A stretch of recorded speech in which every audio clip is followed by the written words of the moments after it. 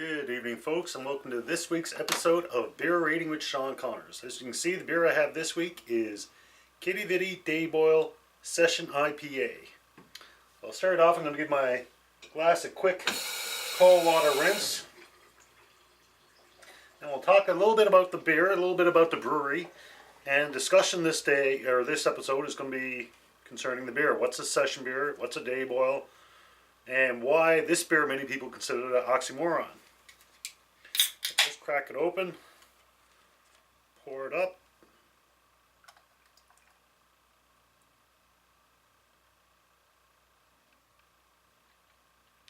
Okay, a little bit about the brewery.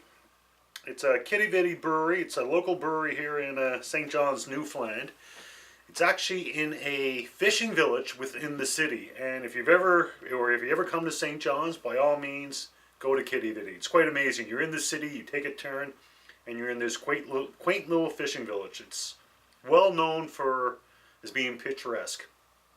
So this beer, they call it a dayboil, which I'll talk about in a second, and it's a session IPA. So it's actually a combination beer. It's a combination of a session beer and an IPA, as well as being a dayboil, obviously. The alcohol content in this one is 4.5. The brewery itself opened up in 1996. It was two local engineers.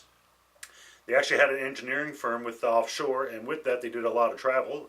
And in their travel, they tasted a lot of beer, so they decided to start their own brewery. And a funny story, actually, one of the gentlemen that started it while he was at university here in St. John's in Munn, he actually started brewing beer secretly in a janitor's closet at the university, at the residence. And he went home on a long weekend, and while he was gone, the janitor got into his brew, got pissed basically, got picked up by the Munn enforcement police, whatever, the campus cops, I guess, and the young student actually got kicked out of residence. So that was his start in the brewery. Pretty kind of cool story. Alright, it's a straw color. It's not particularly clear. I can't see through it. It's got a citrus aroma to it. You can kind of hoppy, which is expected from an IPA. Definitely tastes hoppy as well. That's not a bad thing. It's just whether or not you like hoppy beers such as IPA. And a little bit more about this brewery. As I said, they're in Quidi Vidi Village in St. John's.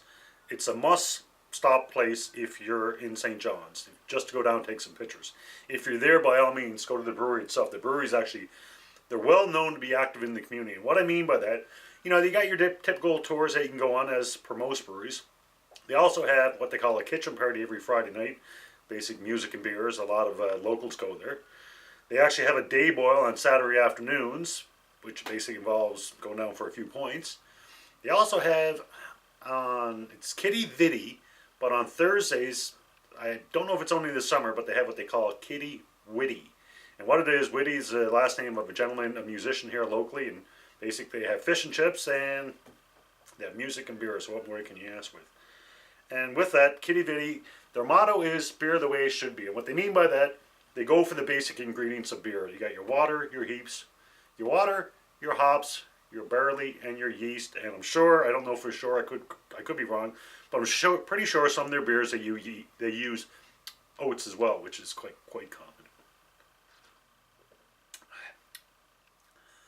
common. It's definitely an IPA flavor to it. Maybe not as strong as some IPAs I've had, but it's definitely, you can tell. First taste, if I didn't know anything about a dayboil or a session or anything else, and I had that blind taste test, I'd say, okay, it's an IPA, which it is, but it's a session IPA. All right, let's look at the name. The name itself, a dayboil. You might be saying, what is a dayboil? A dayboil is basically the act of drinking mid-morning, early afternoon, so you get a buzz on the go and you're drunk by evening. I think it's a Newfoundland thing, but I could be wrong. It could be just an urban slang. So if somebody says they're having a dayboil, basically they're having drinks in the, around noon, before afternoon. So by the time evening comes, you got a nice buzz on the go. Definitely you can taste the citrus and the hops. Alright, so we know what a dayboil is. Actually, I'm going to read the back of the can. It says, Dayboil isn't art. You must have the deepest commitment, the most serious mind, but of all else, the right beer. Dayboil is a crushable session IPA for those times when the fog lifts and the washers come out. This tropical citrus explosion has your back when the clock strikes noon. Noon 30 in Newfoundland. So there you go. It tells you a little about the Dayboil right there.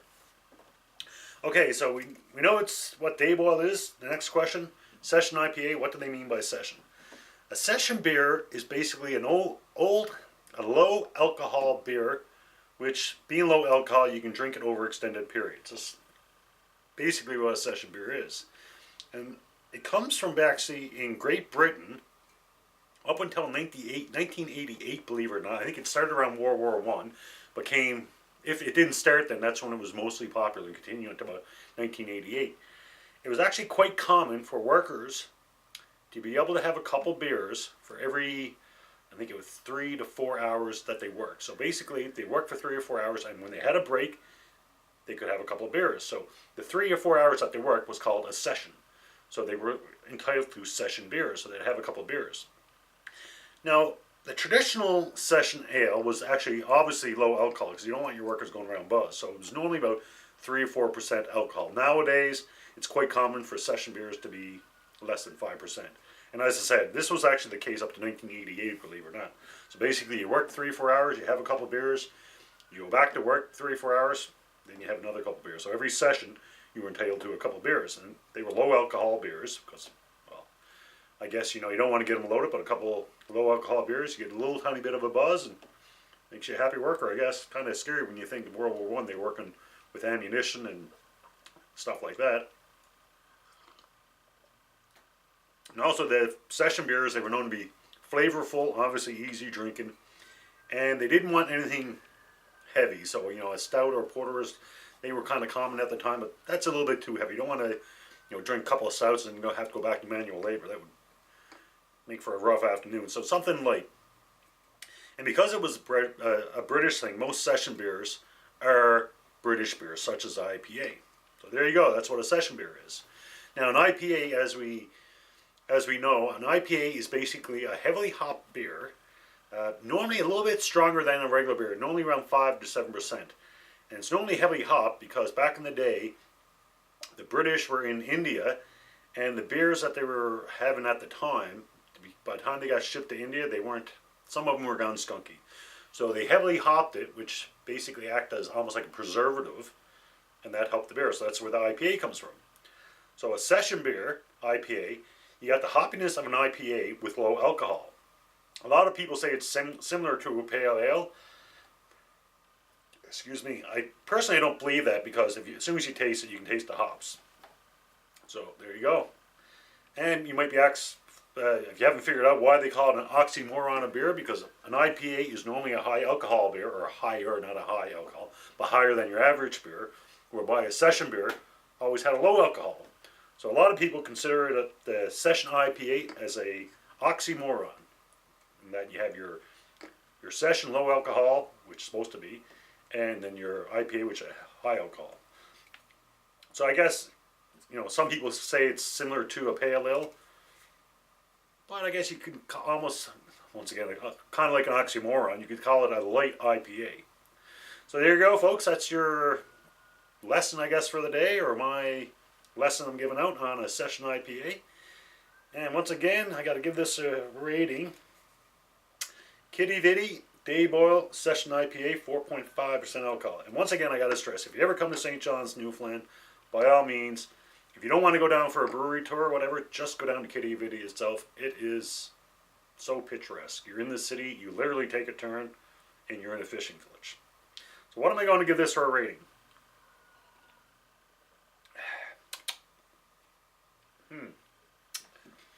It's an enjoyable beer. IPAs aren't my go-to beer. And once again, all these ratings I'm giving, these are just my personal preference.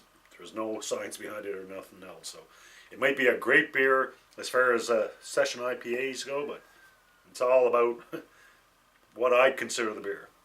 And it's not a bad beer by any means. I'm leaning somewhere between 3 and 4. 3 being a good beer, or good beer, 4 being a very good beer.